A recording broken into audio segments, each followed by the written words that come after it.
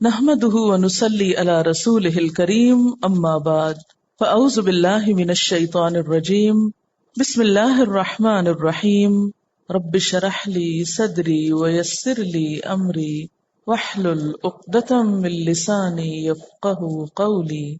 اب جب کہ لباس زینت ہو گیا تو پھر اگلا حکم کیا آیا سورۃ النور میں۔ سورۃ النور آیت 31 میں اللہ تعالیٰ کیا فرماتے ہیں؟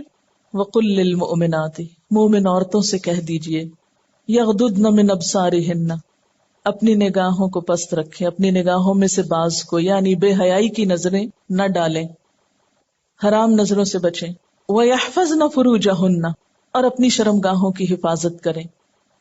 اور اس کے لیے طریقہ کیا اختیار کریں؟ وَلَا يُبْدِينَ زِينَتَهُنَّ إِلَّا مَا ظَهَرَ مِنْهَا، اپنی زینت کو ظاہر نہ کریں مگر جو اس میں سے خود ظاہر ہو۔ وَلْيَضْرِبْنَ بِخُمُرِهِنَّ عَلَى جُيُوبِهِنَّ، اور زینت کا سب سے اہم مقام اپنا گریبان، اپنا سینہ، اس پہ خصوصی طور پر اپنا خمار ڈال کے رکھیں۔ یہاں پر گھر کے اندر رہنے کا طریقہ اور سلیقہ سکھایا جا رہا ہے، جبکہ عورت کے آس پاس اس کے محرم مرد رشتہ دار بھی ہو سکتے ہیں اور بعض اوقات نان محرم رشتہ دار یا بہت قریبی جان پہچان کے لوگ بھی آ سکتے ہیں۔ ایسی صورت میں ضروری نہیں کہ عورت بہت بڑی چادر ہی لپیٹے، وہ کوئی بھی ایسا ڈریس پہن سکتی ہے جو باہر کے ڈریس سے نسبتاً ہلکا ہو سکتا ہے۔ یعنی ضروری نہیں کہ ایسے موقع پر گھر میں اگر کوئی نان محرم رشتہ دار ہے تو آپ اس موقع پر گاؤن پہن کر ہی آئیں اس کے سامنے۔ مثلاً بعض اوقات کمبائنڈ فیملی سسٹم ہوتا ہے تو کیا عورت دن رات گاؤن پہن کے رکھے گی؟ نہیں، اس میں سادہ ڈریس گھر کا جو عام ہے اس کو اس طرح لپیٹے کہ جس سے اس کا جسم ننگا نہ ہو، جس سے اس کی زینت ظاہر نہ ہو۔ ہاں، ان سے آئی کانٹیکٹ نہ کرے، یغضضن من ابصارہن، آمنے سامنے بیٹھ کر بہت ہنسی مذاق نہ کرے، مخلوط مجلس نہ ہو، ضرورت کی بات ہو۔ کیوں؟ اس لیے کہ جو محرم رشتہ دار ہیں ان میں سے بعض جو ہیں ان کے ساتھ آپس میں تعلق رشتہ داری کے قریب ہونے کی وجہ سے آپ فاصلے نہیں رکھ سکتے، ملنا جلنا ہوگا، لیکن یہاں اپنی نگاہوں کو، اپنے دل کو، اپنی زینت کو بطور خاص چھپا کے رکھنا ہے، چاہے آپ گھر کے اندر ہیں۔ اب اس میں یہ ہے کہ جب باہر نکلیں گے آپ گاؤن میں، اور چونکہ آپ اب بالکل ہی ایک شیروں کے کچھار میں آ گئے، ہر طرف سے آپ کو مختلف چیزیں ہٹ کر سکتی ہیں، تو ایسے میں آپ کو زیادہ پروٹیکشن کی ضرورت ہے۔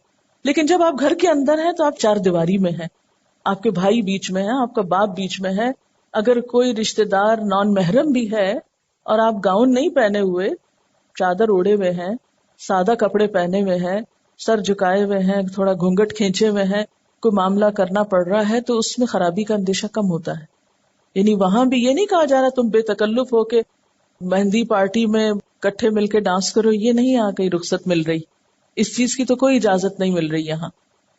پھر آپ دیکھیے کہ محرم رشتہ داروں کی یہاں پر بات آ رہی ہے، اور اس میں شوہر، پھر باپ، بھائی، بھانجے، بھتیجے وغیرہ، وہ سارے جس میں گھر کے جو غلام ہیں یا ایسے لوگ ہیں جن کے اندر عورتوں کی خواہش نہیں، یا اپنی عورتیں ہیں میل جول کی کہ جن سے کسی برائی کی توقع نہیں، وہ آپ کو پھسلا کے کسی برے کام کی طرف نہیں لے جائیں گی۔ میرا سوال یہ ہے کہ اللہ تعالیٰ نے دو بار، ایک جگہ سورۃ النور میں اور دوسری جگہ سورۃ الاحزاب میں، کچھ مردوں کا ذکر بطور خاص کیوں کیا ہے؟ اگر سارے ہی مردوں کے سامنے ایک طرح جانا ہوتا تو پھر کچھ کو بیچ میں سے چننے کی کیا ضرورت تھی؟ ان کو ایکسیپشنل سائڈ پہ کیوں رکھا گیا؟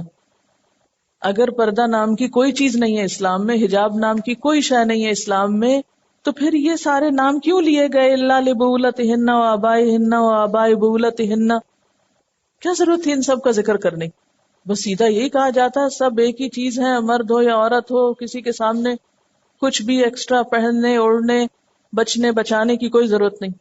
اگر ایک عورت کو مردوں کے سامنے بھی اسی ڈریس میں بیٹھنا ہے جس میں وہ عورتوں کے سامنے بیٹھتی ہے، اگر اس کو گھر والے مردوں کے سامنے جس ڈریس میں بیٹھنا ہے اسی میں وہ باہر بازار میں بیٹھ رہی ہے، تو پھر یہ تو ساری باتیں بیکار ہو گئیں، انویلڈ ہو گئیں، اس آیت پہ تو عمل ہو ہی نہیں سکتا۔ پھر اس صورت میں خصوصی طور پر زینت کے چھپانے کا حکم ہے۔ یہ آیت گھر کے اندر کی ہے کہ گھر کے اندر بھی نان محرم کی موجودگی میں خواہ رشتہ دار ہو یا نہیں، ماڈسٹ رویہ اختیار کرو، لیکن بہرحال تھوڑی رخصت ہے باہر کے مقابلے میں۔ اب آ گئی سورۃ الاحزاب۔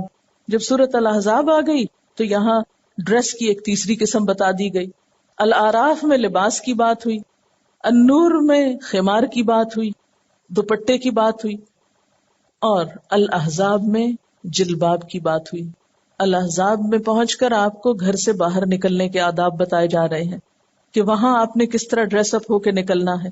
یہ ساری جگہ فرق ہے، مختلف ہے، ایک جیسا معاملہ نہیں ہوگا، ایک جیسا لباس ان 3 جگہوں پر نہیں پہنا جائے گا، کیونکہ لباس تو ریش ہے، زینت بھی ہے، اور خمار اس زینت کو چھپانے کا پہلا سٹیپ ہے، اور جلباب اس کا آخری حصہ ہے. اور پھر سورۃ الاحزاب میں صرف جلباب ہی کی بات نہیں، اس میں اور احکام بھی ہیں. وقرن فی بیوتکن، عورت کا دائرہ کار اس کا گھر ہے جہاں وہ زیادہ محفوظ ہے، لیکن ضرورتاً نکل سکتی ہے اگر نکلنا ہے. ولا تبرجن تبرج الجاہلیت الاولی، پہلی جاہلیت کی طرح اپنی زیب و زینت دکھاتے نمائش کے اظہار کے لیے مت نکلو. پھر اس کے بعد صحابہ کرام اور ازواج مطہرات کے باہم لین دین کے طریقے کو خاص طور پر ہائی لائٹ کیا گیا، اور وہ کیا ہے؟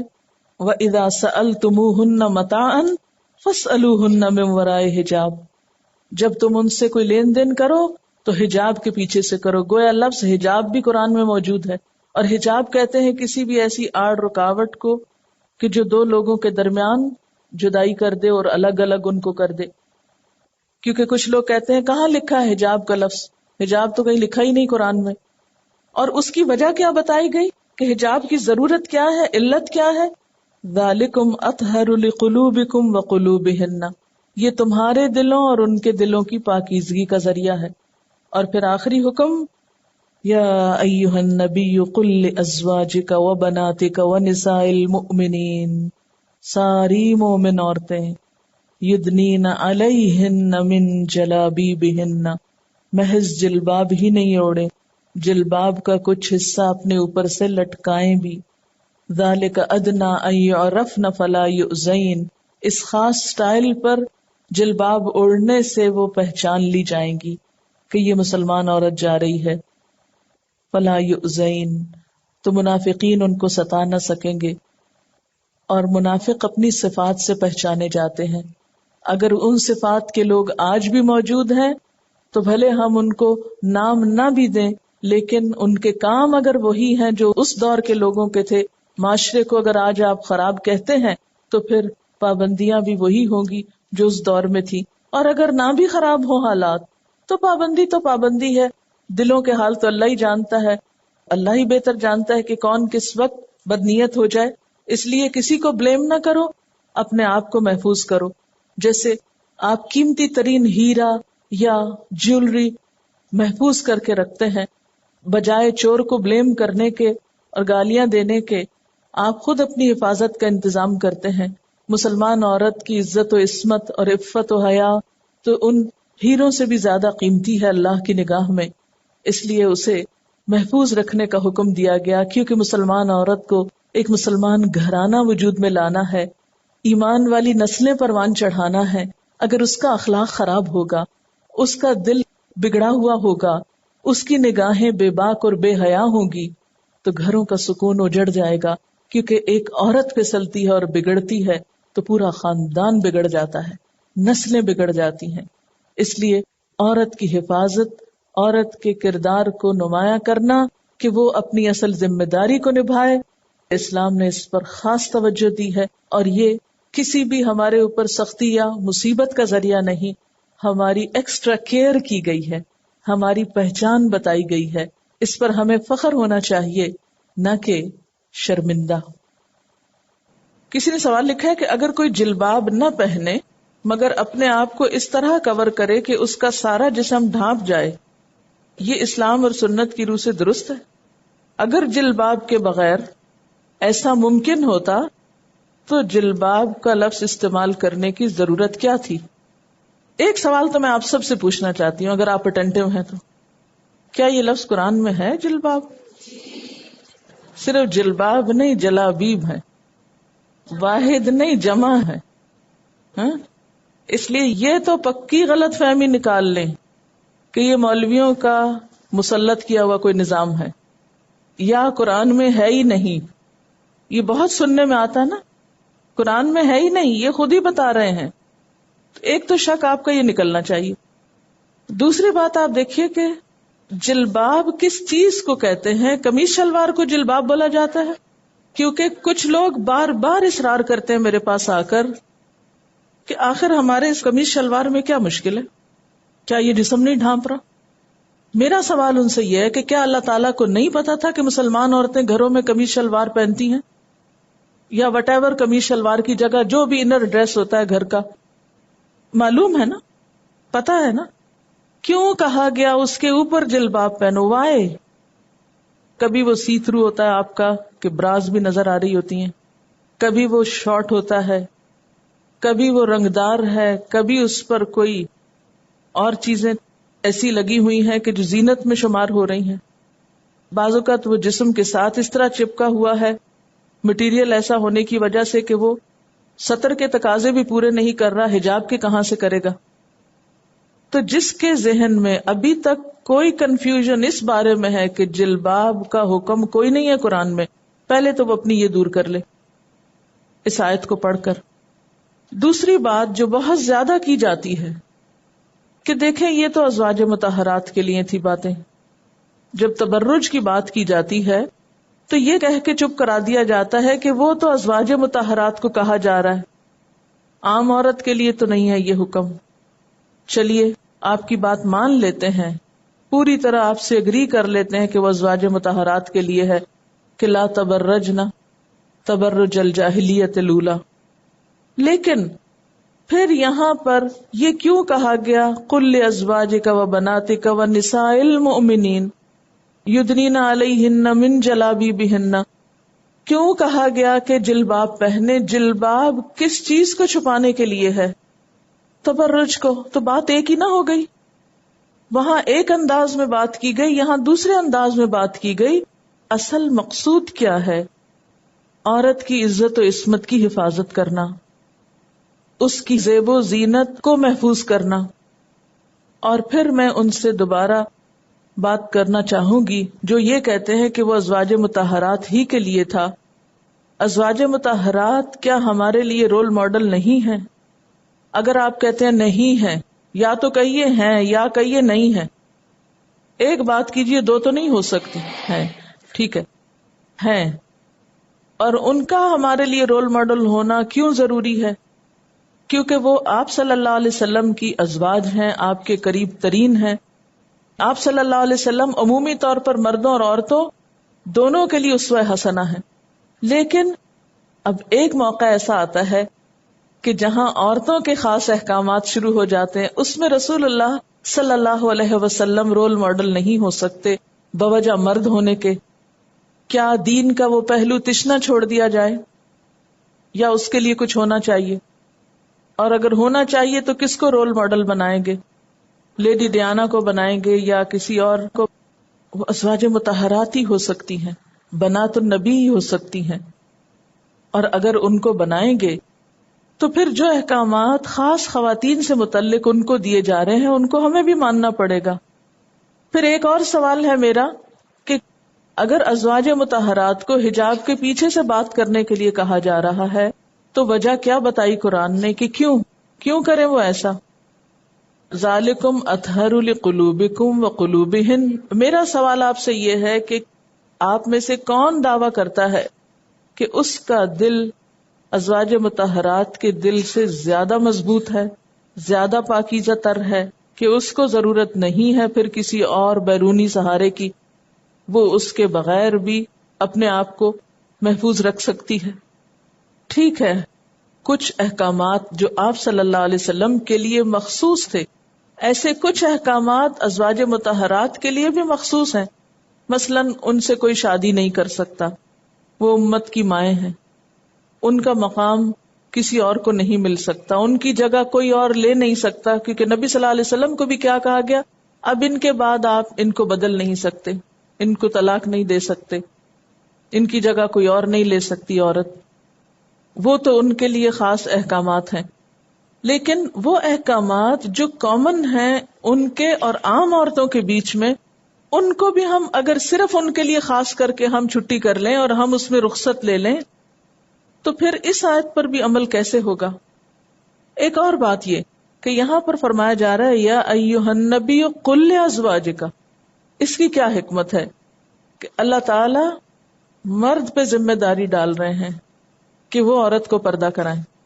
اس لیے اس حکم کے مخاطب صرف خواتین ہی نہیں، نمبر 1 مرد حضرات ہیں کہ گھر کے مرد کی ذمہ داری بتائی جا رہی ہے کہ وہ اپنی بیوی کو، بیٹی کو اور رشتہ دار خواتین کو اس چیز کی طرف متوجہ کرے. یعنی اگرچہ براہ راست خطاب آپ صلی اللہ علیہ وسلم سے ہے، لیکن ایک حکمت کا نقطہ اس سے نکلتا ہے کہ براہ راست عورتوں کو حکم دینے کی بجائے بیچ میں آپ صلی اللہ علیہ وسلم کو ڈالا گیا. اس سے یہ پتہ چلتا ہے کہ مرد بھی ذمہ دار ہیں عورت کے حجاب کے. لیکن افسوس یہ کہ آج کا مومن مرد عورت کے حجاب میں رکاوٹ بن گیا. بہت سی خواتین ایسی ہیں کہ جو حجاب کرنا چاہتی ہیں، ان کے شوہر حضرات پسند نہیں کرتے، وہ ان کو روکتے ہیں. تو ایک روایت میں آتا ہے کہ ایک عورت کی وجہ سے 4 مرد جہنم میں جائیں گے، باپ، شوہر، بیٹا اور بھائی، اگر وہ اپنی خاتون رشتہ دار کو دین کے احکام کی پابندی نہیں کرائیں گے. تو عورت کے بگڑنے سے صرف عورت ہی نہیں، مرد بھی ذمہ دار قرار پائیں گے. بخاری کی حدیث میں آتا ہے، حضرت اسامہ بن زید کہتے ہیں کہ رسول اللہ صلی اللہ علیہ وسلم نے فرمایا، میں اپنے بعد مردوں کے لیے عورتوں سے زیادہ نقصان دہ کوئی فتنہ نہیں چھوڑتا. یعنی مردوں کے لیے عورت کا فتنہ سب سے بڑا فتنہ ہے، سب سے زیادہ نقصان دہ چیز ہے، یعنی عورت کا بگاڑ. اس کا یہ مطلب نہیں کہ اسلام عورت کے خلاف باعث ہے. دوسری طرف آپ صلی اللہ علیہ وسلم نے یہ بھی فرمایا، ساری دنیا متاع ہے اور دنیا کی بہترین متاع صالح عورت ہے، نیک عورت ہے. تو اس سے کیا پتہ چلتا ہے کہ اگر عورت بگڑ جائے تو اس سے بڑا بگاڑ نہیں کوئی، اور عورت اگر نیک ہو تو اس سے اچھی دنیا کی کوئی چیز نہیں. تو اس سے کیا پتہ چلتا ہے کہ عورت کے صحیح مقام کو متعین کرنا انتہائی ضروری ہے، اس کی اصلاح کی طرف توجہ دینا انتہائی ضروری ہے، اور دوسری طرف عورت کے بگاڑ کی طرف توجہ دینا اور اس کی فکر کرنا اور اس کی اصلاح کی فکر کرنا انتہائی ضروری ہے. عورت کے اخلاقی بگاڑ کی مختلف شکلیں ہو سکتی ہیں. نمبر 1 یہ کہ کوئی بھی چیز جب اپنے اصل مقام سے ہٹتی ہے تو بگاڑ پیدا ہوتا ہے.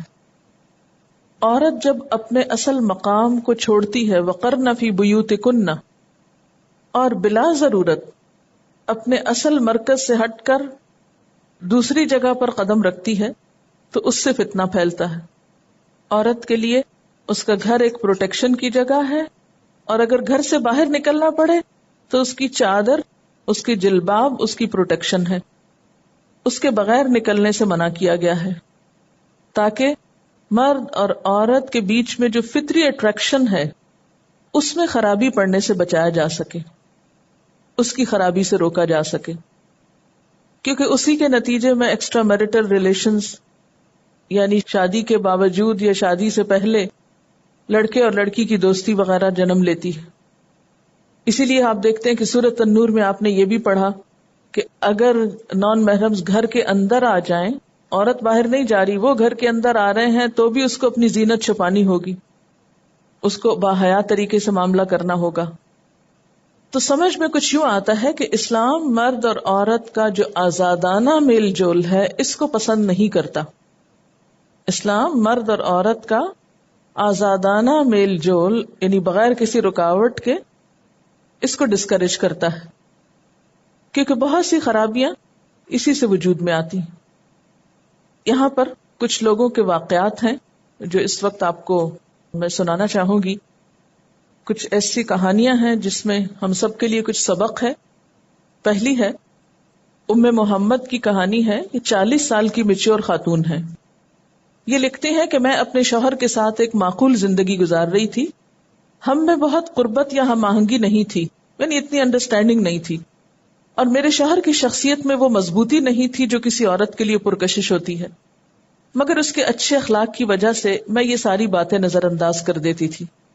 میرے شوہر اکثر اپنے دوست اور بزنس پارٹنر کا میرے سامنے ذکر کرتے، اکثر اس دوست سے ملاقات بھی ہوتی، سال گزرتے گئے اور اس سے ہماری دوستی بڑھتی گئی۔ وہ کئی گھنٹے میرے شوہر اور میرے ساتھ بیٹھ کر باتیں کرتے، میں نے اسے اچھی طرح جانا تو اسے پسند کرنے لگی، اور یہ احساس بھی ہونے لگا کہ یہ پسند دو طرفہ ہے۔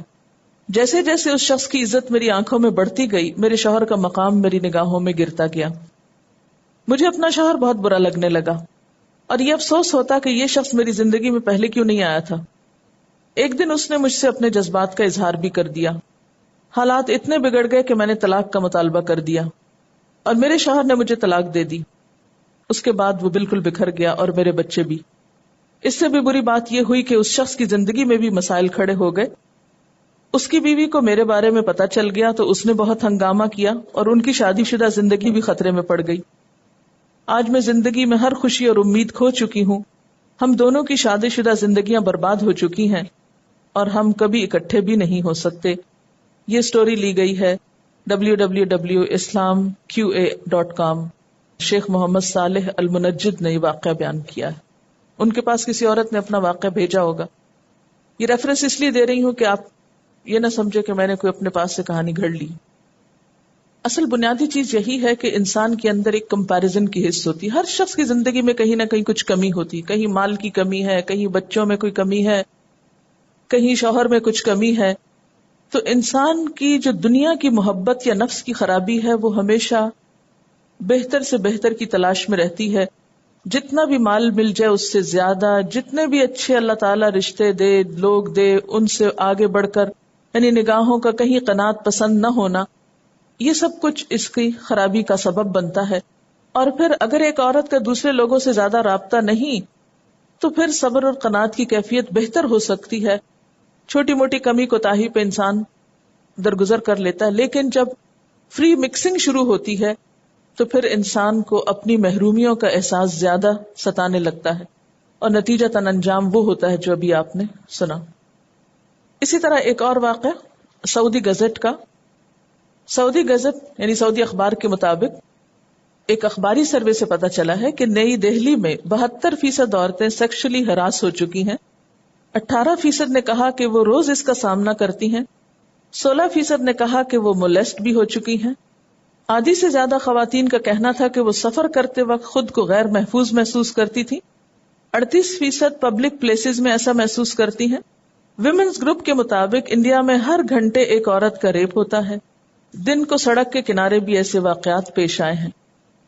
کیا پھر بھی ہم کہیں گے کہ آج کل کے حالات دور نبوی سے بہتر ہیں کہ اب پردہ کرنے کی علت یا ضرورت باقی نہیں رہی؟ ممبئی یعنی بامبے کے مہاراشٹر حکومت نے خواتین کو نڈر بنو اپنا دفاع کرو منصوبے کے تحت جوڈو کی تربیت دینے کی ایک تجویز کی منظوری دی ہے۔ حالیہ کئی برسوں سے راستوں میں خواتین کے ساتھ چھیڑ چھاڑ کے واقعات میں بے حد اضافہ ہو گیا ہے۔ اس کے مد نظر خواتین کو اپنی حفاظت آپ کی تربیت دینے کا فیصلہ کیا ہے۔ اسلام نے جوڈو کراٹے کی بجائے اپنے آپ کو خود محفوظ کرنے کا سبق دیا ہے کہ اپنی زیب و زینت ظاہر نہیں کرو، اپنے جسمانی فگر ظاہر نہیں کرو، یعنی کسی کو دعوت ہی نہیں دو کہ کوئی حملہ آور ہو تو آپ جوڈو کراٹے سے اس کا مقابلہ کریں۔ سوچنے کی بات یہ ہے کہ اگر عورت جوڈو کراٹے سیکھ بھی لے اور مرد بھی اگر سیکھا ہوا ہو، کیونکہ یہ اعلان پھر صرف عورتوں کے لیے تو نہیں، اگر مردوں کو یہ پتا چل جائے کہ عورت جوڈو کراٹے سیکھ رہی ہے تو وہ بھی سیکھنا شروع کر دیں گے، اور اگر دونوں کے درمیان مقابلہ ہوا تو جیتے گا کون؟ تو مسئلہ تو وہیں رہا۔ پاکستان میں بھی ایک سروے کے مطابق ایک سال میں 701 خواتین اغوا کی گئیں، 201 کو سیکشولی ہراس کیا گیا۔ 2002 میں ایک NGO نے یونیسیف وغیرہ کی مدد سے ایک رپورٹ تیار کی جس کے مطابق 2001 میں 587 عورتوں کے ریپ کے کیسز رپورٹ کیے گئے۔ یہ رپورٹ چھپی تھی ریویو میں اپریل 2002 میں۔ اب یہ تو وہ کیسز ہیں جو رپورٹ کیے گئے، لیکن ہمارے ملک میں کتنے کیسز رپورٹ کیے جاتے ہیں؟ اس لیے کہ لوگ عزت کے جانے سے ڈرتے ہیں اور ایسی بات کرتے بھی نہیں ہیں، اور ایسے ظلم کا کہیں ذکر بھی عموماً نہیں ہوتا کیونکہ الٹیمیٹلی پھر مشکل پیش آتی۔ پھر اسی طرح عموماً یہ ہوتا ہے کہ جب عورت کو بغیر جلباب کے گھر سے نکلنا ہو تو اس کو ضرورت پیش آتی ہے اپنے آپ کو زیادہ بہتر طور پر ایک زیادہ مور اٹریکٹیو وے میں باہر نکلنے کی، کیونکہ پھر صرف سادگی سے کوئی بھی نہیں نکلتا. کبھی ایسا نہیں ہو سکتا کہ کوئی بغیر استری کیے کپڑوں سے نکل کھڑا ہو، یا بغیر میچنگ کے، یا پھر بغیر بنے سنورے. عموماً آپ باہر نکلی ہوئی خواتین کو عام مشاہدے میں دیکھتے ہیں کہ گھر کی نسبت بھی وہ زیادہ بن سنور کر باہر آتی ہیں. اب اگر معمولی کاموں کے لیے بھی گھر سے باہر نکلنا ہے اور اس کے لیے بننے سنورنے پر آپ کو توجہ دینی ہے، تو کئی دفعہ آپ کو اپنی ذات ہی پر توجہ دینے کی ضرورت رہتی ہے. نتیجتاً گھر اور بچے بھی اگنور ہوتے ہیں یا نیگلیکٹ ہوتے ہیں. اس کے بارے میں بھی دا ریویو 2002 کے ایک شمارے کے مطابق والدین کی غفلت کے بچوں پر مضر اثرات ان کی شخصیت میں نظر آتے ہیں. مثلاً بچے میں ڈپریشن، اپنی عمر سے بڑھ کر ذمہ داری اٹھانا، مسلسل بھوک یا پیاس کا شکار رہنا، کھانا چرانا، کسی کا لمس یا توجہ چاہنا، پور سوشل ریلیشن شپس، نشہ وغیرہ کا استعمال، توڑ پھوڑ اور جرائم میں ملوث ہونا، سستی اور تھکن کا شکار رہنا پائے جاتے ہیں. پھر بعض اوقات اس کے اثرات نسلوں تک جاتے ہیں. اگر عورت یا مرد بد کرداری اور برائی کا شکار ہو جائیں تو یہ خرابی نسلوں تک جاتی ہے، کیونکہ بچے عموماً وہی کرنے لگتے ہیں جو اپنے ماں باپ کو کرتے دیکھتے ہیں.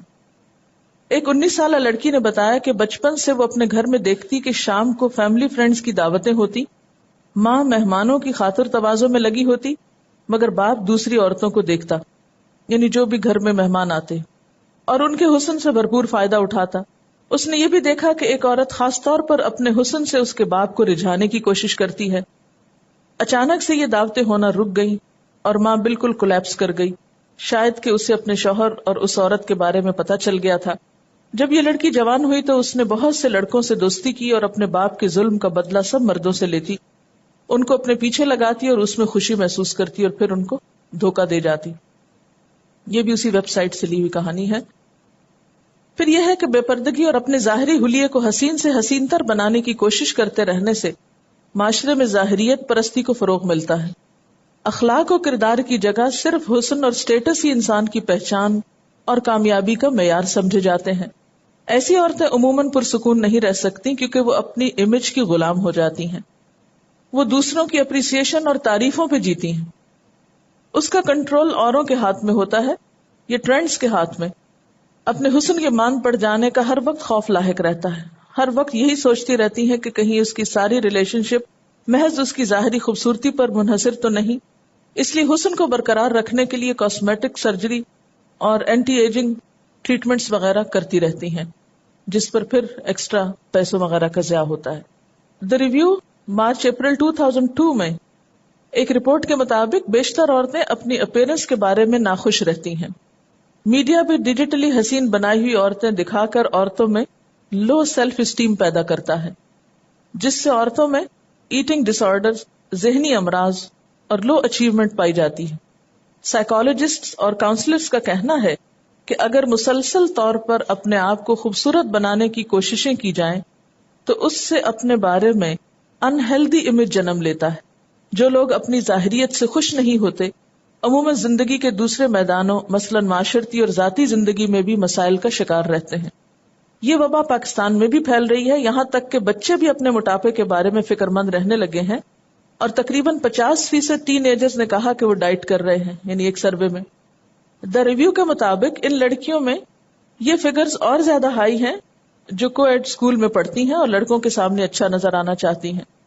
اب آپ دیکھیں کہ گروئنگ ایج میں اگر ڈائٹنگ شروع ہو جائے، اور ہو سکتا ہے کہ وزن بڑھنے کی وجہ محض زیادہ کھانا نہ ہو بلکہ اور کچھ فیکٹرز ہوں، کچھ اور اندرونی جسمانی خرابیاں ہوں، تو آپ آئندہ زندگی میں جا کے پھر کیا ہوگا کہ جبکہ عورت کے جسم کے اوپر کئی ایسے مسائل گزرتے ہیں جیسے بچوں کی پیدائش، ولادت وغیرہ، ان کو دودھ پلانا، تو اگر وہ ارلی ٹین ایج میں ہی ڈائٹنگ شروع کر دیں تو ہڈیاں کمزور رہ جائیں گی، آئندہ زندگی کے بوجھ کیسے اٹھا سکتی ہیں. حقیقت یہ ہے کہ عورت کو وہ صفات اپنے اندر پیدا کرنے کی ضرورت ہے جو وقت اور عمر کے ساتھ کم ہونے کی بجائے مزید پختہ اور خوبصورت ہو جاتی ہیں.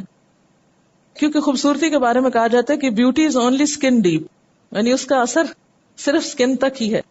لیکن اگر ایک خاتون کا باطن خوبصورت ہے، انٹلیکچولی اسٹرانگ ہے، جیسا کہ ازواج مطہرات کو تبرج سے منع کر کے آلٹرنیٹ کیا دیا گیا؟ وَاذْكُرْنَ مَا يُتْلَى فِي بُيُوتِكُنَّ مِنْ آیاتِ اللَّهِ وَالْحِکْمَةِ، کہ ظاہریت کو سجاتے رہنے اور اس کے دکھاوے کی بجائے کیا کرو؟ علم کی دنیا میں نام پیدا کرو اور اس میں اپنے آپ کو مشغول کرو، یعنی اندر سے اپنے آپ کو اسٹرانگ کرو۔ پردہ کرنے سے ایک اندرونی سکون، آزادی اور قوت کا احساس ہوتا ہے۔ عورت کا اخلاق و کردار اس کی پہچان بن جاتا ہے، نہ کہ اس کا جسم، اور وہ دوسروں کی رائے پر زندگی گزارنا چھوڑ دیتی۔ یہ بات سمجھ میں آئی آپ کو؟ یہ جو نقطہ ابھی میں نے بولا ہے اس کو ذرا دوبارہ توجہ سے سنیے کہ ایک طریقہ تو وہ جو ابھی بتایا گیا کہ عورت ہر وقت اپنے آپ کو ظاہری طور پر حسین بنانے کی کوششوں میں لگی رہے، کچھ وقت ڈائٹنگ کرنے میں، کچھ وقت کپڑے خریدنے میں، ڈیزائن دیکھنے میں، ڈیزائنرز کے چکر لگانے میں، پھر ٹیلرز کے پاس آنے جانے میں، اور اپنا وہ مال جو وہ صدقہ خیرات کر سکتی ہے کسی اور اچھے کام پہ لگا سکتی ہے وہ سارے کا سارا پلٹ پلٹ کے اپنی ہی ذات پہ خرچ کرنے میں لگاتی رہے۔ ایک تو زندگی گزارنے کا یہ طریقہ ہو سکتا ہے، اور پھر یہ کہ اس طرح وہ دوسروں کی رائے کی غلام بن کے رہ گئی۔ اب لوگ یہ پسند کر رہے ہیں تو میں ایسی بن جاؤں، اب لوگوں کی پسند یوں بدل گئی ہے تو ویسی بن جاؤں، اب یہ کپڑا ان ہے تو یہ مجھے پہننا چاہیے، اب یہ ڈیزائن اور یہ رنگ اور یہ سٹائل اور یہ لینتھ اور یہ وڈتھ کپڑوں کی چاہیے تو اب میں اس کے مطابق اس کی کپڑوں کی آلٹریشن کراتی رہوں۔ تو ایک تو سارا جھنجٹ یہ کہ آپ کی تخلیقی قوتیں، صلاحیتیں سارا وقت اس کام میں لگ جائیں، اور دوسرا یہ ہے کہ آپ اپنی ایک آزادی کے ساتھ جئیں۔ اس لیے پردہ کرنے سے ایک اندرونی سکون، آزادی اور قوت کا احساس ہوتا ہے، آپ کے اندر ایک اور طرح کا کانفیڈنس ہوتا ہے۔ عورت کا اخلاق اور کردار اس کی پہچان بن جاتا ہے، نہ کہ اس کا جسم۔ عورت کا اخلاق اور کردار اس کی پہچان بنتا ہے، اس کی کوالٹیز، خوبیاں اس کی پہچان بنتی ہیں، اس کا ٹیلنٹ، اس کے سکلز، اس کی مہارتیں، نہ کہ محض اس کا جسم۔ اور وہ دوسروں کی رائے پر زندگی گزارنا چھوڑ دیتی ہے، یعنی جب ہم ہمیشہ یہ دیکھتے کہ دوسروں کو کیا پسند ہے، خواہ ہمارے لیے وہ کتنا ہی مشقت کا سبب بنے، تو ہم دوسروں کے غلام بن کے جی رہے ہوتے ہیں۔ یہی بات ہے کہ جس نے ایک کنورٹ کو متاثر کیا۔ ڈیلی میل 2002 کی فیمیل اسپیشل رپورٹ میں کنورٹڈ عورتوں کے انٹرویو پبلش ہوئے، اور ان میں سے ایک عورت کا بیان ہے۔ ان کی عمر 39 سال ہے اور وہ ڈیوزبری میں رہتی ہیں، اور ان کا نام کیتھرین وارڈ تھا۔ کہتے ہیں کہ وہ ایک مذہبی عیسائی خاندان میں بڑی ہوئی، مگر اس کے باوجود جب وہ چرچ میں لوگوں سے ملتی تو سوچتی کہ ان کی ترجیحات غلط ہیں۔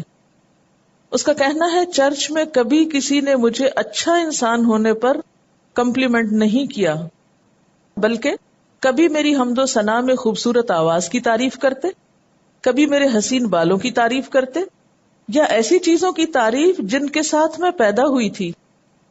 سمجھے ہیں؟ یعنی لوگ میری تعریف کرتے میری ان چیزوں کے ساتھ جو میں لے کر پیدا ہوئی تھی۔ بال اللہ نے دیے ہیں، رنگ شکل اللہ نے پیدا کی ہے، آواز اللہ نے دی ہے۔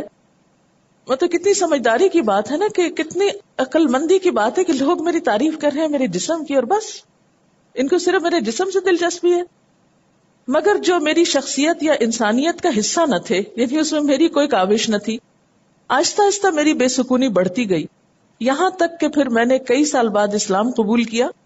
حجاب کرنا اگرچہ مشکل تھا، مگر اس نے مجھے آزاد کر دیا۔ میں اس کے ذریعے لوگوں سے مطالبہ کر رہی تھی کہ لوگ مجھے ایک انسان کے طور پر پرکھیں، نہ کہ میری لکس کی بنا پر، اور مجھے قوت کا بھرپور احساس ہونے لگا۔ یعنی حجاب نے انہیں کس طرح سکون دیا کہ وہ چاہتی تھی کہ لوگ میرے بالوں اور آنکھوں کی نہیں تعریف کریں، اس لیے کہ اس میں میرا کوئی کمال نہیں ہے، تو پیدا کرنے والے کا ہے۔ لوگ مجھے میری شخصیت سے پہچانے۔ اور اسلام لانے کے بعد جب حجاب کیا، اگرچہ یہ ایک مشکل سٹیپ تھا، لیکن اس سے مجھے آزادی مل گئی کہ وہ تو چھپ گیا جس میں لوگ الجھ جاتے تھے، اب وہ سامنے آنے لگا جو میں اصل تھی۔ ہم بھی عموماً لوگوں کو کس پہ پرکھتے ہیں؟ عموماً شیدا ہونے والے یا چاہنے والے محض جسمانی چیزوں پر ہی دوسروں کو پرکھتے ہیں، ان کی جو کوالٹیز ہیں یا جو ان کے اندر کا انسان ہے اس کی خوبصورتی دوسروں کو نظر ہی نہیں آتی۔ ایک اور بچی نے لکھا ہے کہ مجھے لگتا ہے کہ پردہ کرنے سے، خصوصاً نقاب کرنے سے، گھر کے مردوں کا اعتماد بحال ہوتا ہے۔ نقاب کرنے سے پہلے میں جب اپنے بھائی کے ساتھ باہر جاتی، ہمیشہ کسی نہ کسی سے اس کی لڑائی ہوا کرتی، اور میں باہر جانے سے عاجز ہو گئی، کیونکہ وہ کہیں کسی کا گریبان کھینچ دیتا، کبھی کسی کو آنکھیں دکھاتا، یعنی کہ وہ میری بہن کو کیوں دیکھ رہے ہو وغیرہ. مگر نقاب کر لینے کے بعد میں سکون میں آ گئی، اور اب بھائی کسی سے نہیں لڑتا اور مجھے خود بھی جانے دیتا ہے، کیونکہ اس کا اعتماد ڈیولپ ہوا ہے. باپ اور بھائی کیوں اشتعال کا عام طور پر شکار ہوتے ہیں؟ کیونکہ وہ خود چاہے دوسری عورتوں کو دیکھیں بھی، لیکن ان کو کسی کا اپنی بہن یا اپنی بیوی کی طرف دیکھنا بعض اوقات پسند نہیں ہوتا. بعض کو ایسا نہیں بھی ہوتا، لیکن جو یہ فیل کرتے ہیں، بعض اوقات ایسی جھڑپیں سنگین لڑائیوں اور قتل تک بات جا پہنچاتی ہیں. اب آپ دیکھیں کہ ایک طرف پردہ پروٹیکشن دیتا ہے، فریڈم دیتا ہے، آپ کو لبریٹ کرتا ہے، یعنی حقیقی معنی میں پردہ ایک عورت کو لبریٹ کرتا ہے، عورت کو ایک قوت کا احساس دیتا ہے، امپاورمنٹ دیتا ہے، کانفیڈنس دیتا ہے.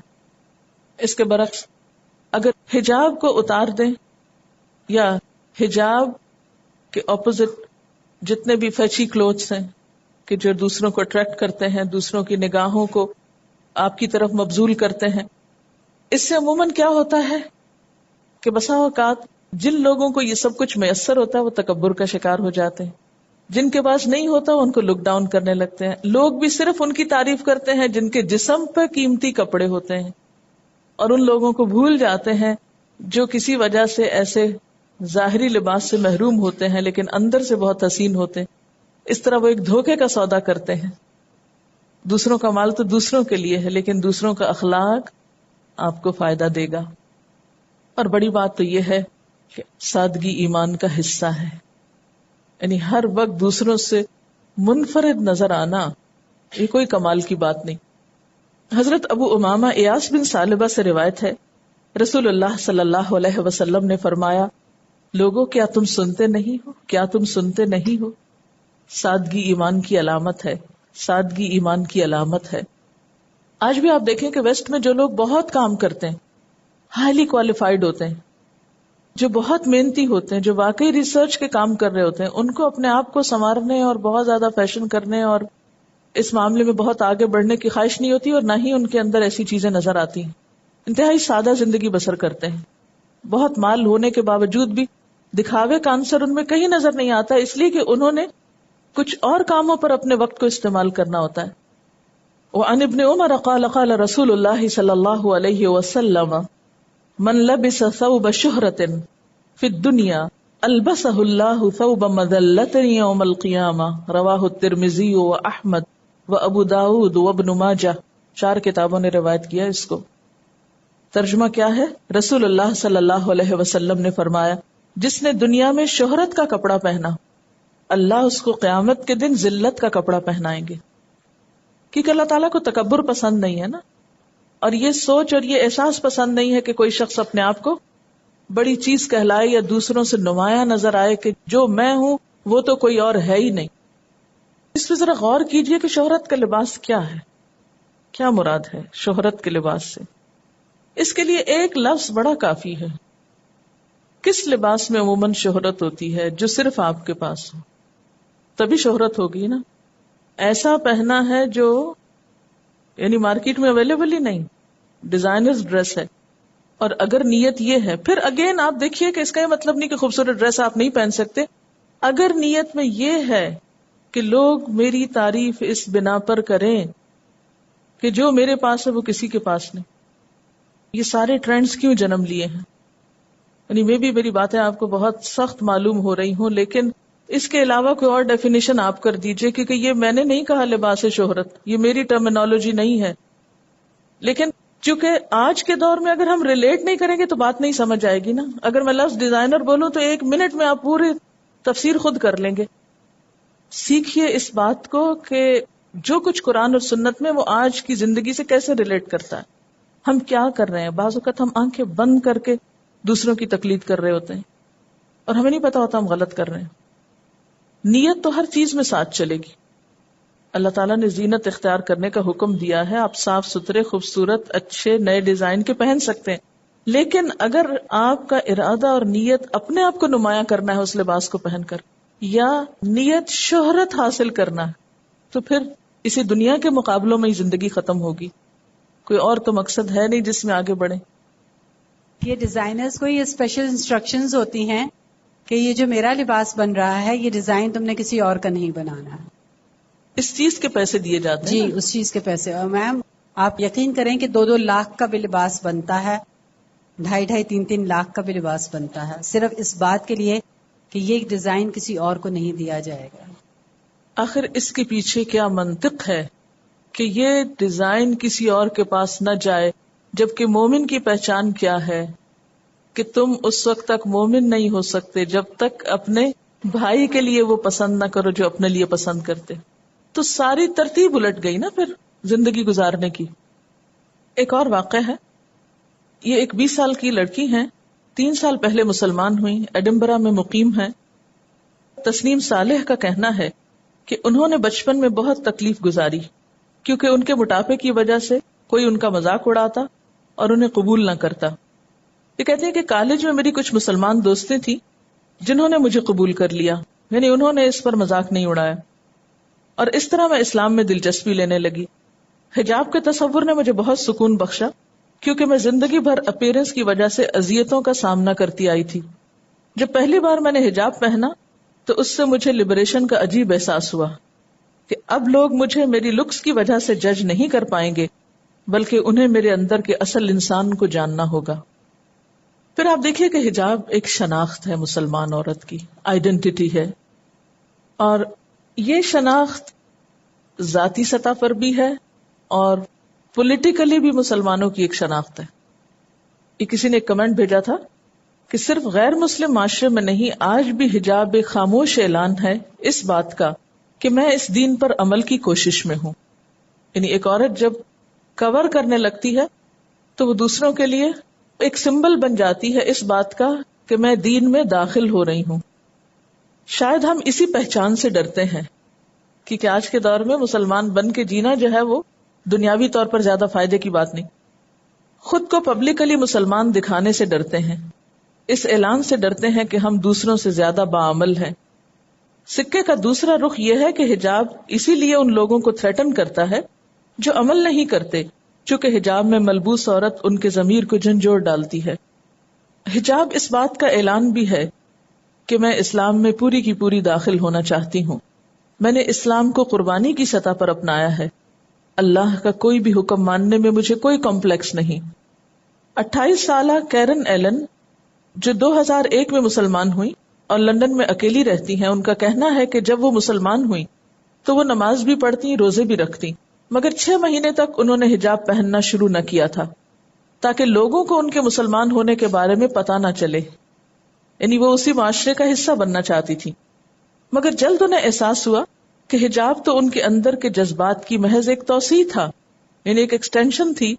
جو آپ کے اندر اسلام آیا ہے اس کو باہر آنے میں کچھ مشکل نہیں, اور جب اندر سے آپ اپنے آپ سے مطمئن ہوں تو پھر اپنے حسن کی نمائش کرنے کی ضرورت محسوس نہیں ہوتی. ان کا کہنا ہے میں نے حجاب شروع کیا اور میں اس بات پر فخر محسوس کرتی ہوں کہ یہی میرے مسلمان ہونے کی شناخت ہے. یہ سب کچھ سپٹمبر 11 کے 3 مہینے بعد ہوا اور اپنی شناخت ظاہر کر کے ان کو کچھ مشکلات کا بھی سامنا کرنا پڑا. یہ بھی ڈیلی میل اکتوبر 2002 میں چھپا. آج ہماری مسلمان نسل آئیڈینٹی کرائسس کا شکار ہے. ہم کوکونٹ پرسنالٹی بنتے چلے جا رہے ہیں. اندر سے ہماری سوچ پوری طرح مغربی ہے, سفید ہے, یا سفید سکن والوں کو فالو کر رہی ہے, اور باہر سے ہماری سکن ساتھ نہیں دے رہی, ہم کچھ اور ہیں. تو ہماری چونکہ بیرونی سکن ایکسیپٹیبل نہیں ہے, اس لیے اندر سے وائٹ ہونے کے باوجود ہم دنیا میں مار کھا رہے ہیں اور ہمیں قبول نہیں کیا جا رہا. حجاب ایک فلٹر بھی ہوتا ہے, فلٹریشن کا کام بھی کرتا ہے. اس کے بعد وہی لوگ یا دوست آپ کے ساتھ رہ جاتے ہیں جو آپ کو آپ کی خاطر چاہتے ہیں, اور وہ سب لوگ خود بخود چھٹ جاتے ہیں جو آپ کی منی یا لکس کی وجہ سے آپ کے گرد جمع ہوتے ہیں. فلٹر ہو گیا نا. یعنی جس کو آپ کے اندر سے محبت تھی, آپ کے بطور انسان ہونے سے, آپ کے آئیڈیاز سے, آپ کی سوچ سے, جو ایک روح کی دوستی ہوتی ہے, اس کو تو کپڑے میٹر نہیں کرتے, پہننے والے نے کچھ بھی پہنا ہو, وہ غریب ہو یا امیر ہو, وہ کچھ بھی ہو. لیکن جو لوگ کسی کے محض ظاہری حال حلیے کی وجہ سے دوسرے کو چاہتے ہیں، جب وہ بدلتا ہے تو چاہت بھی ختم ہو جاتی. تو یہ تو پھر عارضی دوستی تھی. پھر خود بخود اچھی صحبت کا انتظام ہو جاتا ہے، سپرفیشل لوگوں سے چھٹکارا حاصل ہو جاتا ہے، بامانی ریلیشن شپ وجود میں آتی. حجاب کی وجہ سے آپ خود بھی برائیوں سے اجتناب کرنے لگتے ہیں اور دوسرے لوگ بھی محتاط رویہ اختیار کرتے ہیں. اور یہی اصل غرض ہے حجاب کی، کہ دوسرے محتاط ہو جائیں. یعنی آپ کا حجاب ایک وارننگ بھی ہوتا ہے لوگوں کو بچ کے رہنا. پھر ایک اور بات یہ کہ تبلیغ کا کام کرنے کے لیے بھی یہ بات اہم ہے کہ ہم عملی طور پر بھی بہترین نمونہ پیش کریں، ورنہ بات بے اثر ہو جاتی ہے. اب سوال یہ پیدا ہوتا ہے کہ پردہ کرنے میں رکاوٹیں کون کون سی ہیں. یعنی جب ہم نے جان لیا کہ اللہ تعالیٰ کا حکم کیا ہے، جب ہم نے جان لیا کہ اس میں فائدے کیا ہیں اور نہ کرنے کے نقصان کیا ہیں، یعنی ہماری عقل، فطرت، دین، مذہب، ہر چیز کے اعتبار سے یہ چیز زیادہ مفید ہے ہمارے لیے، تو پھر بھی ہم کیوں نہیں کر پاتے، یہ کیوں نہیں کرنا چاہتے؟ اس میں کون کون سی چیزیں رکاوٹ بنتی ہیں؟ تو اگر آپ غور کریں تو سب سے نمبر 1 رکاوٹ آپ کی اپنی ذات ہے. آپ خود ہوتے ہیں. آپ کے اپنے اندر کمپلیکس ہے. آپ خود ابھی تک کنونسڈ نہیں ہیں. آپ خود نہیں مانے، ابھی دل نہیں جھکا، ابھی قبولیت کا وہ درجہ نہیں آیا. کیونکہ جو شخص کسی چیز پر کنونس ہو جاتا ہے، سمعنا و اطعنا کے لیول پر پہنچ جاتا ہے، جو سورۃ البقرہ میں ہی دے دیا گیا تھا، وقالوا سمعنا و اطعنا غفرانک ربنا والیک المصیر. انہوں نے کہا ہم نے سن لیا اور ہم نے مان لیا، تیری بخشش چاہتے ہیں یا رب، اب تک جو کوتاہی یا قصور ہوا اس پر معافی چاہیے. والیک المصیر، کہاں بھاگ سکتے ہیں، واپس تو تیری طرف آنا ہے. تو جن کے اندر ایمان کا لیول سمعنا و اطعنا کا ہو، ان کے لیے مشکل نہیں ہوتی، ان کو کوئی مسئلہ نہیں. جو سرنڈر کر دیں، ہار مان جائیں، جو اپنے آپ کو نیچا کر لیں، اپنی خواہش نفس کو یا اپنے وٹ ایور رکاوٹ ود ان یور سیلف ہے، تو ان کے لیے مشکل نہیں. کیونکہ جب آپ اندر سے مضبوط ہو جاتے ہیں، کنونسڈ ہوتے ہیں، تو آپ پوری دنیا کو کنونس کر لیتے ہیں، آپ سب کو منا سکتے ہیں. لیکن جب آپ خود ہی ابھی نہیں مانے تو دوسروں کو منانا بھی مشکل ہوتا ہے. تو اپنا نفس اور ایگو اور خود نمائی کی آرزو جب تک ختم نہ ہوگی، سیلف پروجیکشن کہہ لیجئے، سیلف ایگزیبیشن کہہ لیجئے، خود نمائی اور اپنے آپ کو دوسروں کے لیے اٹریکٹیو بنانے کا شوق، جب تک اس پر قابو نہ پایا جائے اور آپ صرف اپنے ظاہری حسن یا ظاہریت کو نمایاں کر کے اگر کانفیڈنٹ فیل کریں اور آپ کسی اور چیز سے دوسروں کو نہ منوا سکیں اپنا آپ، تو اس وقت تک اس چیز کو ایکسپٹ نہیں کیا جا سکتا. اس کے ساتھ ساتھ کچھ بیرونی مشکلات بھی ہوتی ہیں. اس میں سب سے پہلے تو اپنے ہی گھر والے آتے ہیں. بعض اوقات واقعی شدید مشکل ہوتی ہے، لیکن بعض اوقات ہم ان کو آڑ بنا لیتے ہیں. یعنی مشکل اپنے اندر ہوتی ہے لیکن ان کا بہانہ لے لیتے ہیں یا ان پر ذمہ داری ڈال دیتے ہیں. کیا کریں، والد نہیں مانتے، امی نہیں پسند کرتی، شوہر نہیں چاہتے، فلاں نہیں چاہتا، فلاں نہیں چاہتا. پھر اسی طرح لوگوں کا خوف ہوتا ہے کہ لوگ مذاق اڑائیں گے، ریجیکشن کا خوف ہوتا ہے کہ سوشل لائف ختم ہو جائے گی، آئسولیٹ ہو جائیں گے، تنہا ہو جائیں گے. پھر اسی طرح کہا جاتا ہے اس پہ قائم نہیں رہ سکیں گے تو شروع کرنے کا فائدہ ہی کیا پتا ہم کل کو اتار ہی نہ دیں، تو اس لیے بہتر ہے کہ ہم شروع ہی نہ کریں. بعض اوقات یہ کہ ہم دوسروں کو فیس نہیں کر سکتے، شرم آتی. بعض اوقات یہ خوف ہوتا ہے کہ ہم دوسروں سے کمیونیکیٹ نہیں کر سکیں گے. یہ سارے خوف ایمان کی کمزوری کو انڈیکیٹ کرتے ہیں. جب اللہ پر پکا ایمان آتا ہے تو لوگوں کا خوف لازماً نکلتا ہے. والذین آمنوا اشد حبا للہ، جب اللہ کی محبت شدت اختیار کرتی ہے تو لوگوں کی باتیں سب ہلکی ہو جاتی ہیں. جس طرح کسی بھی چیز سے محبت کرنے والے کے لیے لوگوں کی لان تان اور باقی تمام چیزیں بالکل ہلکی ہو جاتی ہیں. اچھا، بعض اوقات ہم تعویلات بھی کرتے ہیں. کیا کریں، بہت گرمی لگتی، سانس ہی نہیں آتا. بعض اوقات سوچتے ہیں کہ رشتہ نہیں ملے گا، میری تو شادی ہونے سے رہ جائے گی. بعض لوگ یہ کہتے ہیں کہ میں تو اپنے لیے تیار ہوتی ہوں، میری تو اپنی خوشی ہے اس میں. حالانکہ یہ بھی ایک جھوٹ ہوتا ہے. اپنی خوشی ہے تو گھر میں بھی تیار ہو کر رہا کریں جہاں آپ خود ہی ہوتے ہیں. لیکن عموماً دیکھا گیا کہ لوگ گھر کے اندر صرف اپنی ذات کے لیے تیار کم ہوتے ہیں، جب نکلنے لگتے ہیں گھر سے تو تبھی تیاری ہوتی ہے. پھر بعض اوقات کہتے ہیں جب اللہ کی مرضی ہوگی، جب توفیق ہوگی تو ہو جائے گا، یا یہ کہ اصل پردہ تو دل کا ہے، نیت صاف ہے ہماری، اور یہ درس دینے والے اور تقریریں کرنے والوں کے اپنے نفس خراب ہیں، ان کے اپنے اندر ایسی برائیاں ہیں جو یہ دوسروں کو یہ سب سبق سکھاتے رہتے ہیں۔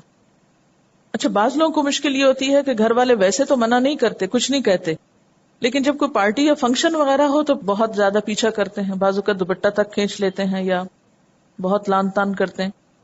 بعض اوقات والدین امبیرسڈ فیل کرتے ہیں یا شوہر امبیرسڈ فیل کرتے ہیں کہ ان کی بیوی یا ان کی بچیاں جو ہیں وہ ایک خاص طرح کے لباس میں کیوں ہیں، یا ملانی کہلائے جانے کا خوف ہوتا ہے کیونکہ ان سے نسبت بالکل پسند نہیں ہوتی۔ بعض لوگ کہتے ہیں کہ حجاب عورتوں کو امپریزن کر دیتا ہے۔ اگر حجاب بھی امپریزن کرتا ہے تو پھر آپ کے گھر بھی آپ کو امپریزن کر دیتے ہیں، ان کو بھی چھوڑ کے کہیں جنگلوں میں نکل جائیں۔ بعض کہتے ہیں کہ عورتوں کو سبارڈینیٹ بنا دیتا ہے، حالانکہ جب ہم کسی اور تہذیب کی پیروی کرتے ہیں یا اس کا شکار ہوتے ہیں تو اس ذہنی غلامی اور عملی غلامی کو ہم سوچتے ہی نہیں ہیں۔ بعض لوگ یہ بھی کہتے سنائی دیتے ہیں کہ صرف عورتیں ہی حجاب کیوں کریں، مردوں کو کیوں نہیں حجاب کا کہا جاتا۔ یہ تو پھر ان کا سیدھا سیدھا جھگڑا اللہ تعالیٰ سے ہے، کیونکہ حکم اللہ ہی نے دیا ہے، عورتوں کو مردوں کو نہیں دیا۔ مردوں کو اتنا دیا ہے کہ وہ اپنی نگاہوں کی حفاظت کریں، لیکن مردوں کو حکم نہیں بھی ملا تو وہ بے لباس کمی نظر آتے ہیں، ان کو حکم نہ ملنے پر بھی وہ کافی حد تک خود کو کور کیے ہوئے ہوتے ہیں۔ اچھا، بعض لوگ کہتے ہیں کہ جب اللہ نے حسن دیا ہے تو اسے آخر چھپایا کیوں جائے، یہ تو اللہ کی نعمت کی ناقدری ہے۔ پھر یہ کہ آپ حجاب میں زیادہ نظروں میں آتے ہیں، لوگوں کے زیادہ پرومیننٹ ہو جاتے ہیں، بعض لوگوں کا یہ بھی اعتراض، اس لیے بہتر ہے کہ حجاب نہ کریں۔ یہ تھے کچھ الزامات یا کچھ مشکلات، لیکن ان سب باتوں کے جواب میں ایک جواب کافی ہے، سمعنا و اطعنا۔ ساری حجتیں ایک طرف، سمعنا و اطعنا ایک طرف، اور جس کو سمعنا و اطعنا نہ کرنا ہو وہ اس سے بھی کہیں زیادہ تعویلیں کر سکتے ہیں۔ پھر اسی طرح یہ ہے کہ بعض اوقات ہم حجاب کر لیتے ہیں لیکن نہ وہ حجاب ہوتا ہے نہ وہ نا حجاب ہوتا ہے، یعنی نہ ادھر کے ہوتے ہیں نہ ادھر کے ہوتے ہیں، بیچ میں ہوتے ہیں۔ بعض اوقات کچھ کپڑا تو اپنے اوپر ڈال لیتے ہیں لیکن ہمارے حرکتیں نہیں بدلتی، یا اس حجاب کی تعظیم یا عزت نہیں کروا سکتے۔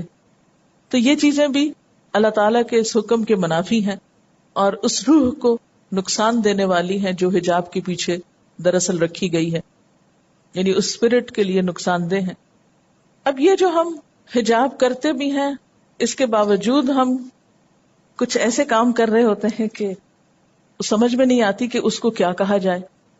تو یہ ایک فنی قسم کی ای میل ہے حجاب کے بارے میں، اس کا آتھر ان نون ہے۔ یہ چند دن پہلے الہدا کے ای میل کانٹیکٹ پہ یہ آئی تھی ای میل، انٹرسٹنگ تھی تو آپ کو بھی سنا دیتے ہیں۔ یہ لکھتی ہیں یا لکھتے ہیں کہ بعض لوگ اپنے حجاب کے لیے بہت محنت اور مشقت کرتے ہیں مگر مقصد پورا نہیں کر پاتے۔ اس پوائنٹ لیس حجاب کی پہلی قسم ہیڈ بینڈ حجاب ہے۔ یہ تقریباً 4 انچ چوڑا کپڑے کا بینڈ ہوتا ہے جو کہ سر کی پچھلی جانب کو کور کرتا ہے اور اگلے سارے بالوں کو کھلا چھوڑ دیتا ہے۔ دوسرا پوائنٹ لیس حجاب دوپٹہ ہوتا ہے جو سارے بالوں کو ڈھانپتا تو ہے مگر بالکل ٹرانسپیرنٹ ہوتا ہے۔ پردے کے تقاضے تو کم ہی پورے ہوتے ہیں مگر بالوں کو عمدہ اور فریش رکھتا ہے۔ تیسری قسم کا حجاب مکی ماؤس حجاب ہوتا ہے، یعنی جب کوئی لڑکی کالا سکارف پہن کر اسے اپنے کانوں کے پیچھے پھنسا لیتی ہے اور کان سکارف سے باہر نکلے ہوتے ہیں۔ حجاب کی ایک اور قسم یویو حجاب ہوتے ہیں۔ یویو کا پتہ ہے؟ پہلا یویو حجاب وہ سکارف ہوتا ہے جو بار بار سر سے پھسلتا رہتا ہے اور بار بار اسے دوبارہ اوپر لانے کی ضرورت ہوتی ہے، اوپر نیچے حرکت کرتا رہتا ہے۔ دوسرا یویو حجاب کنورٹیبل حجاب کہلاتا ہے۔ بنیادی طور پر یہ حجاب کسی سوشل ایونٹ مثلاً عقیقہ، بسم اللہ، آمین، شادی کی تقریب میں پہنا جاتا ہے۔ یہ اس وقت ظاہر ہوتا ہے جب کوئی قاری یا امام صاحب مائک پہ آ کر قرآن پاک کی تلاوت یا دعا کرنا شروع کرتے ہیں، اور اس وقت ختم ہو جاتا ہے جب قاری صاحب صدق اللہ العظیم کہتے ہیں۔ شاید بعض کلچرز میں اس کا ترجمہ یہی سمجھا جاتا ہے کہ بہنوں اب آپ سکارف اتار سکتی ہیں۔ اس سے بھی زیادہ مزہ کا خیز سین اس وقت دیکھنے میں آتا ہے جب لوگ کسی تقریب میں قرات کی توقع نہیں کرتے اور پھر انہیں سر چھپانے کے لیے دوسری چیزوں کا استعمال کرنا پڑتا ہے۔ ایک عورت اپنا پرس اپنے سر پہ تان لیا تو حیرت ہوئی کہ اس کے ارد گرد بے شمار مردوں کے ہجوم سے اس کے حجاب کرنے کے لیے کافی نہ تھا، مگر کسی شخص کے دعا مانگنے نے اس کو ایسا کام کرنے پہ مجبور کر دیا. اس کی دوستوں نے مزید کریٹیوٹی کا مظاہرہ کیا اور ڈنر نیپکن سے سر چھپا لیا. ایک موقع پر کمیونل یا اجتماعی حجاب بھی دیکھنے میں آیا جب 2 یا 3 لڑکیاں اکٹھی ڈنر نیپکن کے نیچے نظر آئیں. ایک لڑکی نے کافی ساسر کو پچھلی طرف سر پہ رکھ لیا. پتہ نہیں چل رہا تھا کہ مسلمان ہے یہ جیو. لوگوں کو یہ یاد رکھنا چاہیے کہ حجاب صرف مردوں سے حفاظت کا ذریعہ ہی نہیں بلکہ لڑکی کی اپنے نفس یا ایگو کا توڑ بھی ہے، یعنی تکبر کا علاج بھی ہے. اس کا مقصد یہ بھی ہونا چاہیے کہ لڑکیاں آئینے کے سامنے گھنٹوں اپنے بال نہ سنوارتی رہیں، مگر دیکھا گیا ہے کہ اب لڑکیاں آئینے کے سامنے گھنٹوں اپنے حجاب سنوارتی ہیں، طرح طرح سے ان کو زیادہ خوبصورت اور جاذب نظر بنانے کی کوشش کرتی ہیں. چنانچہ اگرچہ بعض لوگ حجاب پہننے کی کوشش تو کرتے ہیں مگر ان کی یہ کوشش رائیگاں جاتی ہے کیونکہ حجاب اپنا مقصد پورا نہیں کر رہا ہوتا. یہ ایسا ہی ہے جیسے کوئی چھتری استعمال کرے اور اس میں سوراخ ہوں. حجاب کو مردوں اور اپنے نفس سے حفاظت کے طور پر استعمال کرنا چاہیے، نہ کہ اپنے آپ کو مزید مزین کرنے کے لیے. یعنی حجاب اپنے آپ کو مزید خوبصورت بنانے کے لیے استعمال نہیں کرنا چاہیے، کیونکہ وہ نفس جو ہے ایک دوسری طرف نکل آتا ہے کہ اب ہم حجاب کے اندر زیادہ اٹریکٹیو کیسے لگ سکتے ہیں. تو وہ ساری کوششیں جو پہلے جسم کو اٹریکٹیو بنانے پہ لگ رہی تھی اب کس پہ لگنے لگی؟ حجاب کو اٹریکٹیو بنانے پہ. تو مقصد تو پورا نہ ہوا، اصل مقصد پھر فوت ہو گیا. اب دیکھیے کہ اسلام کا معنی کیا ہے، ٹوٹل سبمیشن یا آدھی سبمیشن. دین کس کا نام ہے؟ بندگی کا، عاجزی کا. تو جب تک ہم اپنی ذات کے خال سے نہیں نکلتے، منوانے کے شوق سے نہیں نکلتے، دوسروں کی اپریسیشن کی خواہش سے نہیں نکلتے، تو دین میں پورے داخل تو نہ ہوئے نا. آخر کیا ہو جائے گا اگر ہمیں کسی نے تھوڑا سا کمتر سمجھا دوسروں سے؟ سوچیے کیا ہو جائے گا؟ زیادہ سے زیادہ ہمیں کوئی توجہ نہیں مل رہی، کیا ہوا؟ کیا نقصان ہے؟ ہمیں کوئی کم سمجھ رہا ہے، کیا نقصان ہے؟ کیا ہو جائے گا؟ زیادہ سے زیادہ کیا ہوگا؟ میکسیمم کیا ہو جائے گا؟ کبھی بھی آپ کو جب لوگوں کا ڈر محسوس ہونے لگے، لوگوں سے خوف آنے لگے، تو ضرور پوچھئے اچھا لوگ کیا کر لیں گے، پھر آگے کیا ہوگا، پھر اور کیا ہوگا، اور کیا ہوگا؟ کچھ بھی نہیں ہوگا. پھر ایک بات یاد رکھیے، جب بھی کوئی نیا کام کیا جاتا ہے شور ضرور اٹھتا ہے، طوفان اٹھتا ہے، لیکن مجھے بتائیے کسی ایسے طوفان کے بارے میں جو صرف اٹھا ہو اور بیٹھا نہ ہو؟ کوئی طوفان جو صرف اٹھا ہو اور وہ بیٹھا نہ ہو ہے کوئی؟ ہر جو طوفان اٹھتا ہے وہ بیٹھ جاتا ہے. ہر آندھی جو آتی ہے کچھ گرد و غبار چھوڑ کے ختم ہو جاتی، چلی جاتی ہے کہیں.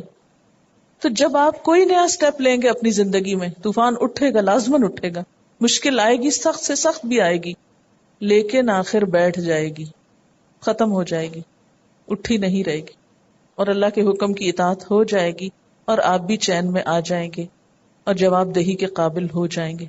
یا تو کہیے کہ حکم ہے نہیں، یا کہیے کہ ہے، اور پھر نہ ماننے کا کوئی جواب نکال لیجئے، کوئی جواز تلاش کر لیجئے. یہ کسی نے لکھا کہ ہم ہر وقت آخر لوگوں سے کیوں ڈرتے ہیں؟ آخر انہوں نے ہمیں دیا کیا ہے؟ کیوں ہم سب کچھ لوگوں ہی کے لیے کرنا چاہتے ہیں؟ وہ ہمیں تعریف دیتے ہیں نا منہ پر، اور پیچھے خودداری اور جو غرور ہوتا ہے، اس میں بیسک ڈفرنس کیا ہوتا ہے کہ خوددار انسان جب ہوتا ہے جب اپنی اصلیت کو پہچانتا ہے اور اس کی عزت کرتا ہے، اور مغرور جب ہو جاتا ہے، جب وہ نہیں ہے تو وہ اسی کو سمجھتا رہتا ہے کہ میں ہوں، اور پھر اس پر فخر بھی جتاتا ہے.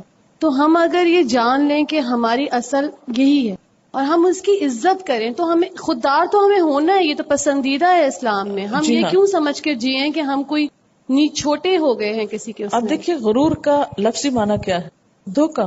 آپ اپنے آپ کو دھوکے میں ڈالے ہوئے ہیں کہ یہ تعریفیں ہمیشہ رہیں گی، یہ حسن ہمیشہ رہے گا، یہ جوانی ہمیشہ رہے گی، یہ مال ہمیشہ رہے گا، یہ نام ہمیشہ رہے گا.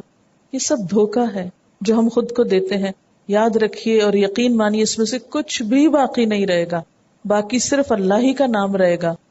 اور جب مر کے جائیں گے تو صرف عمل ہی ساتھ لے کے جائیں گے، لوگوں کی تعریفیں ہمارے اعمال نامے میں نہیں لکھی جائیں گی. ایسا ہے کہ ایک بات جو کنکلوژن کے طور پہ میں سب سے ریکویسٹ کروں گی، اور وہ یہ ہے کہ ہمیں حجاب نہ کرنا یا اپنے آپ کو نمایاں کرنے کی خواہش، اگر تکبر سے اس کے جا ملتے ہیں صلے یا رشتے، وہاں حجاب کر کے نہ کرنے والوں کو لک ڈاؤن کرنا اور خود عمل کرنے کے بعد دوسروں کو نفرت سے دیکھنا یا تانے دینا، یہ بھی پھر وہیں جا ملے گا. یعنی شیطان جو ہے ہمیں چھوڑتا نہیں ہے، ادھر سے ہم اس سے بچتے ہیں تو ادھر جا پکڑتا ہے. تو اس لیے ہم سب کو بہت صبر و تحمل اور بہت اچھے اخلاق، اور پھر وہی بات کہ ازواج مطہرات کو جہاں حجاب کا حکم ملا تھا وہاں وَاذْكُرْنَ مَا يُتْلَى فِي بُيُوتِكُنَّ مِنْ آيَاتِ اللَّهِ وَالْحِكْمَةِ، انٹلیکچوئل ایکٹیویٹی میں اپنے آپ کو مصروف کرنے کا بھی حکم ملا تھا. تو صرف ظاہریت ہی نہیں بلکہ اس کے ساتھ ساتھ باقی اخلاق.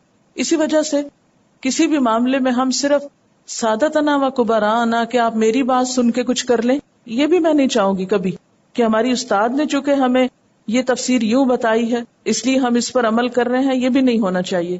تو ضرور دیکھیں کہ قرآن میں کیا ہے، صحابیات کا اسوہ حسنہ کیا ہے، اور اس کے علاوہ باقی دلائل کیا ہیں، ان سب کو سامنے رکھ کر فیصلہ کیجئے. صرف یہ نہیں کہ میں کرتی ہوں تو مجھے دیکھ کر کر لیں، یا میں کہتی ہوں تو مجھے کہتا سن کے کر لیں. جو بھی کریں دلیل کے ساتھ کریں. باتیں تو بہت ساری ہیں، بس میں یہی تلقین کروں گی کہ صرف لباس نہیں، ساتھ اخلاق، کیونکہ لباس اوڑھ کر بد اخلاقی اور زیادہ بری ہو جاتی ہے اور زیادہ تکلیف دہ ہو جاتی.